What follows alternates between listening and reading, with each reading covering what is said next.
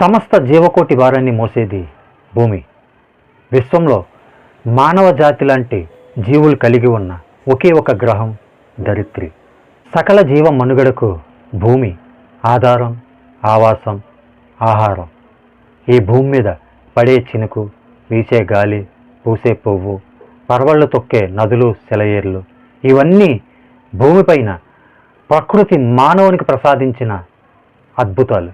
అంతటి అద్భుతమైన ధరిత్రిని నేడు అస్థిరపరిచే చర్యలు అనేకం కొనసాగుతూనే ఉన్నాయి. ప్రపంచవ్యాప్తంగా పర్యావరణ కాలుష్యం, అడవుల క్షీణతలు, అకాల వర్షాలు, ఆకస్మిక వరదలు, పెచ్చరిల్లిన భూతాపం, హిమశైలాలు కరగడం, అసాధారణ వాతావరణ మార్పులు, ఇలా అనేక పెను విపత్తులు ఆందోళనకు గురి చేస్తున్నాయి.